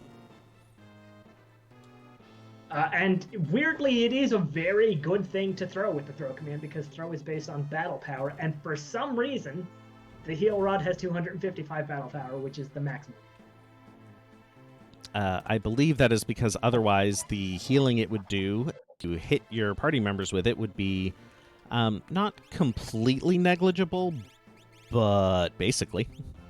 Yeah, there's going to be some math there that I'm just not aware of. Like many things in this game, you just need to ask Cecil. We have several community members, one of them being Cecil, who we jokingly refer to as Cecilpedia because he just has the mechanics of this game memorized, I think. Yes, I have said on multiple occasions that asking Cecil a question is faster than consulting an FAQ. And often more insightful. Hi, Rexol. One of the many other quality of life things that we have done here is we have made it so that Rexol doesn't just start off with what he calls his Zinger ability and possesses one of your characters. Frankly, it just makes it a much kinder battle, especially if you end up facing it earlier in a seed. Rexol can be incredibly annoying, but I did also find out the other day that if you have X Zone and you try to use it, it doesn't do anything because Rexol's still on the screen. Yes, so we just ended up changing the strats instead of, replacing them. Yeah, well, X Zone is a very specific solution to the problem. And as I have said multiple times in the Discord, specific solutions to general problems are not sufficient. So I heartily approve of the way Rexall works now. There's your Ultima. Just in time for 2 fights. I think I will actually only end up using Ultima probably on Tier 2 and Tier 3.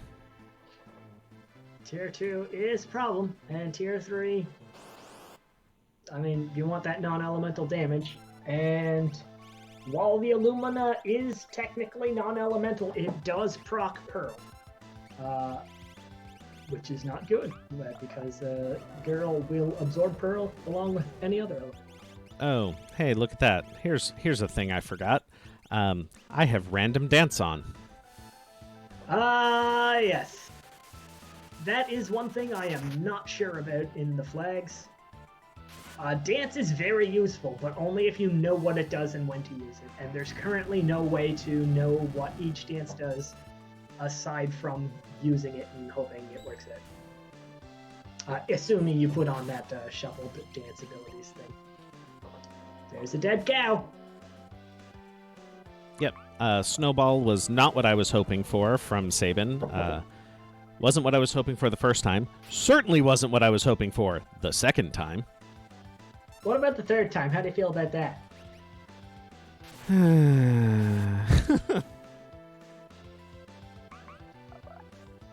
But Tara will get you through it. I wouldn't worry about it. There is zero concern here. Oh, too bad he didn't do that the first time to the bottom left one. There's Flare Proc. I think that might be a dead tentacle, which is just sprouting up out of the ground in this lovely field next to a picturesque lake. I do love this lovely field in the middle of Kefka's Tower. Yeah, he needed to give people a break from all the trash he built it out of. It's this meditation space. And that is the end of that path, which leaves one boss on each of the other paths, and then we're on to Final Kefka. Yep.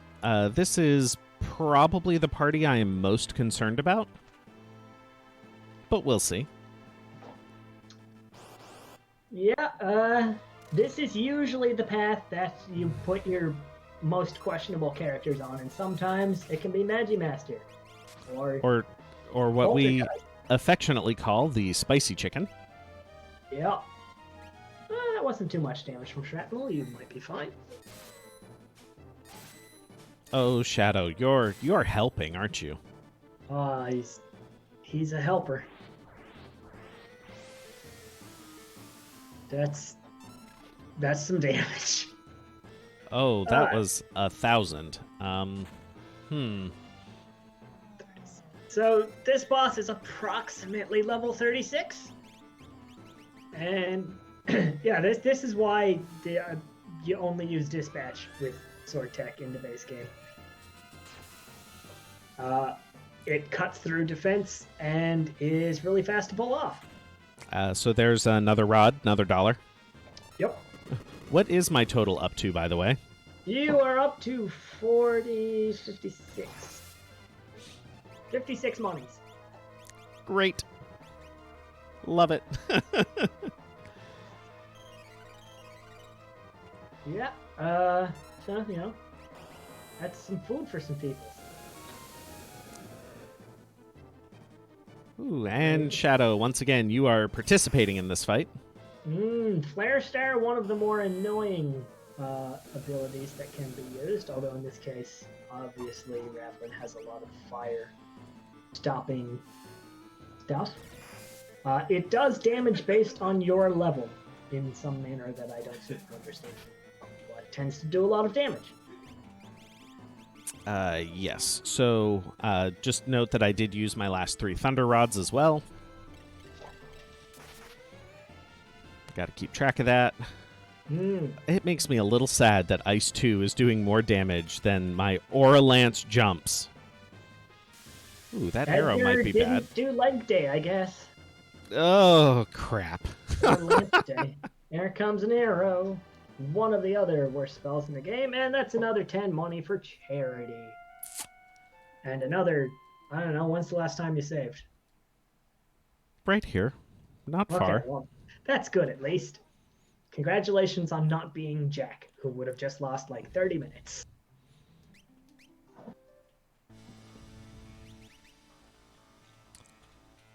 But at least this time you know to not jump on him. And maybe switch up some equips. Yep, I'm just gonna do that and put on the flame shield and the red cap and the Minerva. All the nice things. The hero ring, the hyper red. No, I'm doing just magic. So earrings. Let's save again. That is a little glitch there. Just note that we are aware of that glitch. I just saved when I wasn't on a save point because the other party was. Oh, yeah. That glitch annoys me the least of all the glitches in the game, I think. It basically saves you pressing Y.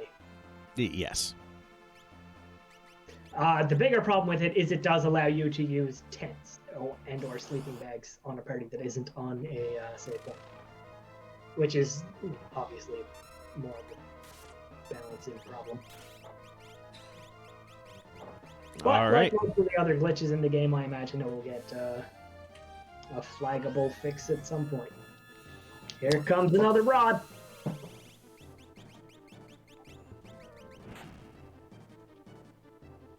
That's doing a little bit more now. Just a scooch. And now here comes Shadow doing a pathetic amount of damage. So one of the reasons rods are such a good item is that they not only do full damage for their spell type, they always max roll. They ignore magic defense. They ignore reflect. So... And they are, which I did not know for quite a long time, single targetable. Yep.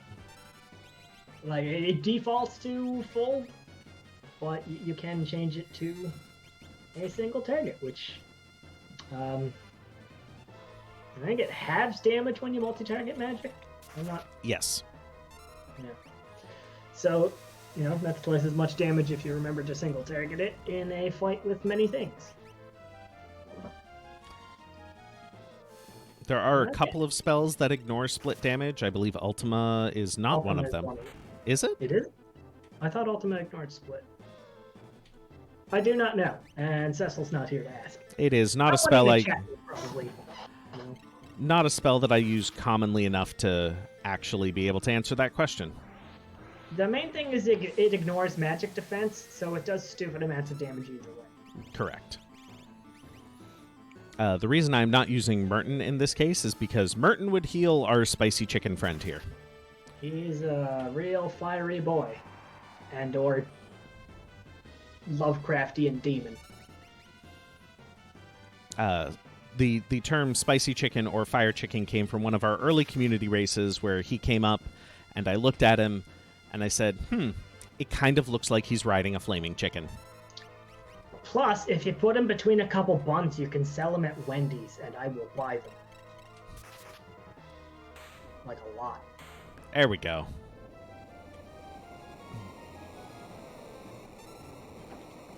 And there's a Krakow for the Poltergeist. Leaving one goddess statue spot. Edgar with Ultima. And Ravlin probably a little bit more confident about getting the rest of this stuff. Oh, I never was not confident. I was just curious as to how much I was going to be annoyed at everything. Fair enough. I mean, you did have lots of delicious equipments to move And then you can go back to having the Hyper Wrist, even though it doesn't do very much.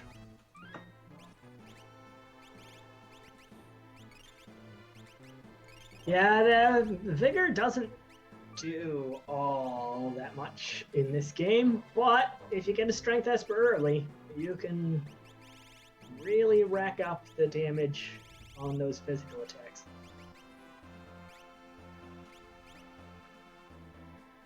So we have seen now Guardian, all the statues. We've seen Inferno. I think about the only bosses that are of any danger to you remaining are Magimaster and Doomgaze, so let's hope it's not one of those. No, let's hope it is. Oh, yeah, sorry. Let's hope that the game breaks and you have to do it all over again. So here we are finding Kefka in his own tower. He wasn't ready yet. He was busy prancing.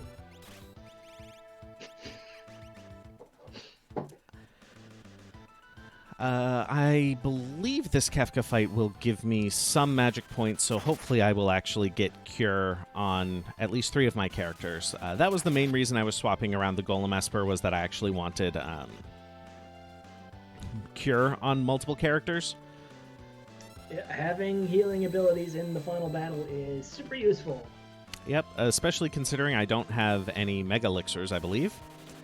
So Fallen One could present a bit of an interesting moment. Yeah, Fallen One is the thing that Kefka does at the start of his final... I was about to say final form, that's not accurate. He just floats above a bunch of other things. But it's the attack he opens up with in the 4th tier of the final fight, and it reduces all of your characters to 1 HP. Which, if we had found Valiant Knives, that would have been a viable strategy to one-shot him. But didn't find any of those. Nope. Only offering compatible weapons he found were the Atma weapon and the fixed dice. And I still don't think I actually have anyone who can equip the fixed dice.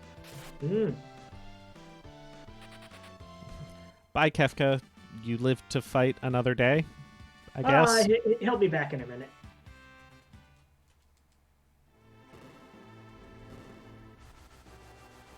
And there's your Ultima. Again. Which I presume means you learn Cure 2. I think it was about the same learning rate. Yes. So this and is... off to the final battle. Some final preparations. How are you feeling about it? I'm feeling mostly fine here. I'm just trying to make sure that my party is equipped the way I want them to be. This is the last chance I will get to do full equipping, so just in case, I'm just taking a little bit look through everybody's. Well, it's not a race, so no reason not to. That's also, fine. you know, it's nice when your Terra is wearing clothing. Yeah, that would have made me real sad when I went into the battle and she just punched twice. Yeah, it wouldn't have gone super well. Well, you could have morphed. You know, getting some extra damage on those punches. All right, party 1, party 2, and one last save just to make everything hunky-dory, and we're going. So this fight is broken into 4 stages. Stage 1, you want to make sure that the face is not the last thing left alive so that you don't eat the Quake counterattack. That would make me pretty sad. There is also the short arm, which I believe does between 1 and 3 shockwaves if you kill that before the end. And I'm sure the long arm does something, but it usually gets shotted or broken or instant killed in one way or another. Yeah, sorry, I had that backwards. It's long arm that does the shockwaves, and short arm does nothing, which is why we tend to kill him last. I just called an arm him. I'm not sure that's accurate. Cute. Limbs have genders, right? Maybe? I don't. You'd have to ask the lemon question. Yeah, we'll leave it up to them. We'll just hope it has a mouth and can respond. All right. So, some of the best music in the game, and the first of 4 big ol' fights. As Ravlin said, there are kind of specific orders you want to follow with the first 2 tiers here. I mean, the second one is up to the player, but there does seem to be a general consensus. Showing off there, Odin causes insta-kills, and that bottom left arm, long arm as it is known, is vulnerable to instant death. And helpfully for the Merton strats, the head is weak to fire.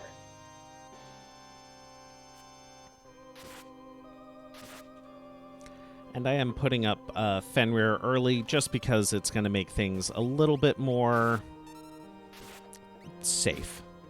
Yes, this is the balance question currently being sort of debated about the multi-use of Espers. Fenrir and a few other things can be a bit exploited in this final fight to make things Safer. Safer, yeah. We'll just say it's safer. Yeah. What? If the flag's available, you do the strategy that goes with the flag. Oh, I didn't notice you using the scimitar earlier. At least not with an offering. Sabin is participating in this fight. Sabin is also there. He's an also ran. Yeah. This second tier also has a section vulnerable to instant death. It is called Tools, I believe, or Machine. Ravlin confused me by saying a different thing earlier, and now I don't know. My whole world is in question. But that's the middle bit. And I don't know about you, but if I don't have instant death access, I will kill Tiger first, then Tools, then Mr. 10 Hits, and then Magic.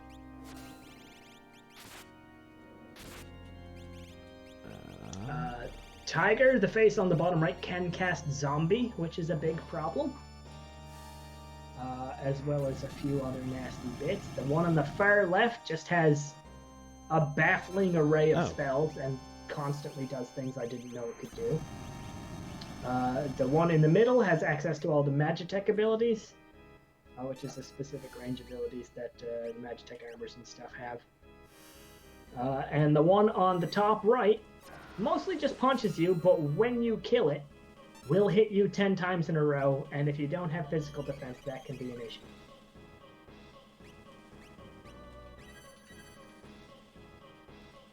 I didn't realize that the scimitar had chopped up Tools there. Machine, whatever we want to call him. I'm gonna call it some weird girl hanging next to some grayish shapes. Works for me. Yeah. It's very succinct, that name, I find.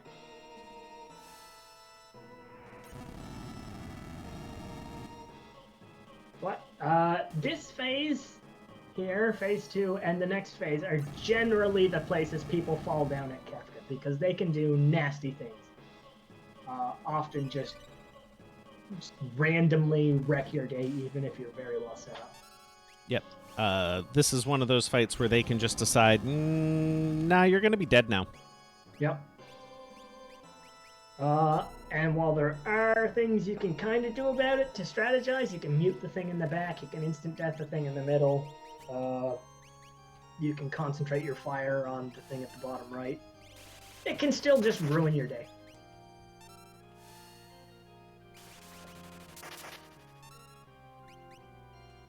There's 10 hits. The first cure spell of the game getting thrown. But will 10 hits take people out? Probably not. They're all phantomed. I mean, words. Imaged. Imaged. Thank you. The thing that you use the Phantom Edge to do, except it's not that.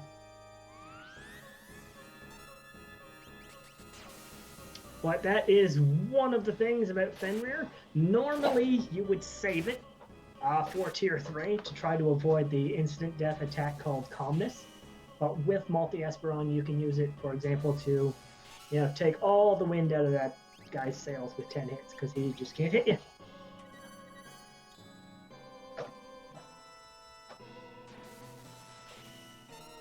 And there's the life 3 coming out on that dude. Life 3 in this game brings you back to life whenever you die. It is one of the many weird things that guy can cast. Not a particularly threatening option for him to do, but it happens. It basically just tells you when he's about to die. Because the other main thing he does when he dies is often cast Dispel a bunch of times, sometimes Quarter, but he also just does those randomly, so it's not a very useful tell. And you're up to tier 3 with one person who's basically going to immediately fall on some people. Yep, and they have an Aura Lance, so it is quite possible that they can do damage to Girl. There is an argument, if you are able to manipulate the fight well enough, if you can kill Sleep and then Girl before she life 2s, you will avoid the Calmness counterattack. That is quite the thing to pull off, though. For those who are new, Girl is the one at the top left. She will absorb all elements. And if Sleep, the one at the bottom right, dies before her, she will cast Life 2 on him the next time she gets a turn. So if you can, you kill Sleep first and then the Girl, but you have a very limited amount of time to do that. Oh, that's bad. That's a dead Celeste.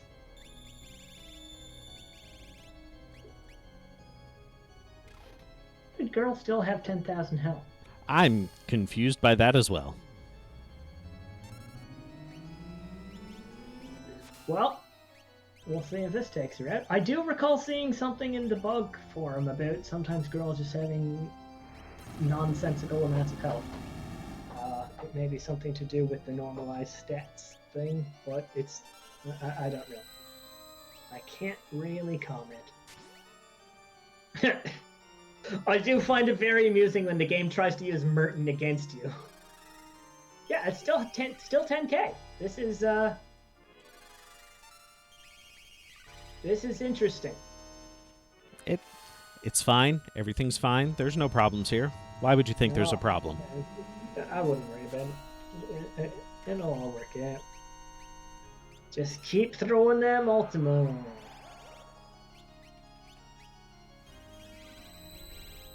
There comes the Condemned. Oh my god.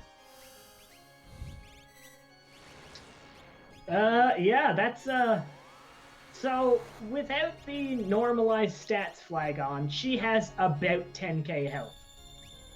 So Whirlwind heals for the amount of health that the person casting it has. So we know she still has at least 10k health and just gained another 10k. So, bit of an issue there. Kind of healing about as fast as you can put out damage.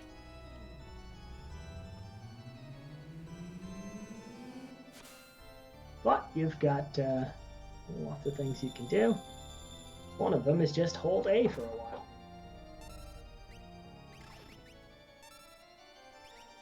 And here comes the Super Balls for 2,000 damage. Super Balls do a random multiplier of, I think, 128 damage to a random number of things on the board. And sometimes they're great, and very often they're Underwhelming at best. Yeah, they're unreliable to the maximum, but can get you through a lot of stuff, especially earlier on when things don't have that much health. Okay. Girl is dead. Hooray! One piece remaining before final Kefka. And this is the other dangerous part of this final boss sequence. Sleep will just start throwing Meteos and countering with Meteos. And Meteo ignores magic defense and can just ruin your day. We'll have to see if any of those come out to try to stop Ravlin. There's Sabin helping. Here's a Meteo. Woo! Okay. Edgar didn't have an image left, so it was possible to lose him there.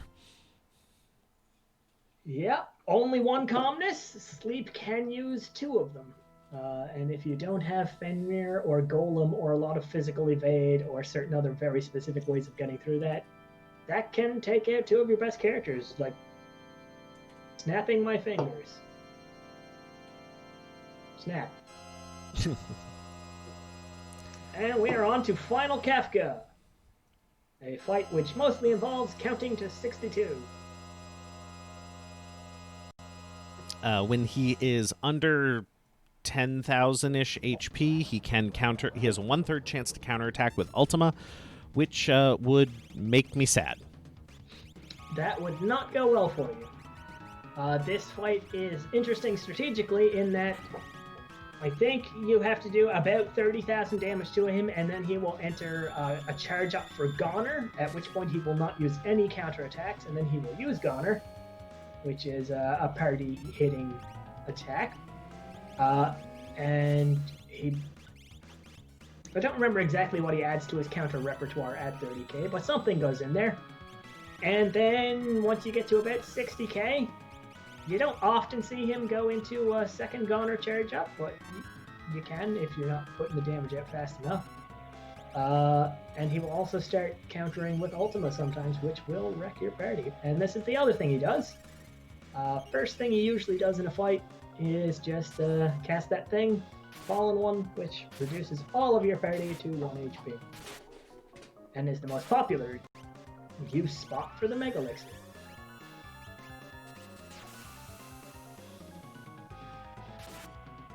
Terra showing why those swords are so great. Woof. And a hyperdrive for the face. And here comes the charge up. For Goner.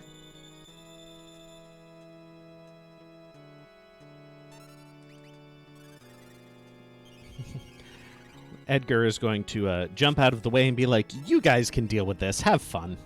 Yes, this is usually the point at which you would try to just crap out as much damage as you possibly can as fast as you can, but sometimes you gotta heal, because Goner can be a nasty spell to get hit by. Also, a really neat, really anime animation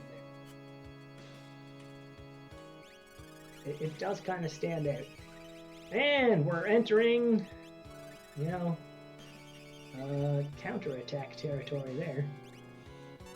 Yeah, I'm gonna try to be a little careful here. But if at least Edgar's in the air... Oi! Why are you being so mean to Celis? And there's a Havoc Wing to the face. Havoc Wing! There we go, crash boom. A mithril vest, not That ideal. is time. Hooray! So, 206 something. Ish. Yep, that seems to be a 651. very acceptable time. Not a bad time. I was surprised you didn't use Morph when you got to Final Kafka. Totally forgot it existed. Well, you hadn't used it the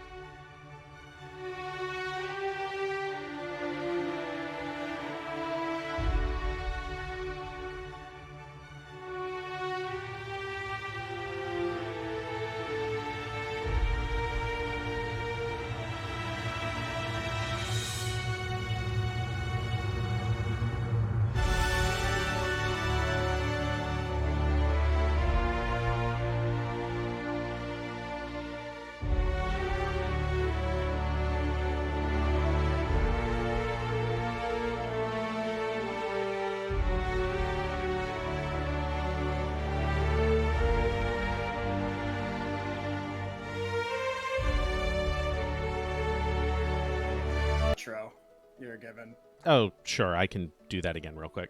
Yeah, there you go. Sorry about that. You're back on with that now. No worries. Just heard there was a little bit of a tech issue there. I just wanted to once again thank everyone for having me here. Thank everyone for their donations to the emergency food shelf. I think I got that right. And want to welcome anyone who wants to join us in the Worlds Collide Discord. Come roll up a seed, play through it, check out the guides that we have. We're always looking for new people. And I believe the final total was $73 for my donation. I'm rounding that up to $75. So if anyone wants to match me for the wipes and the rod usage, that's the final amount. So thank you so much.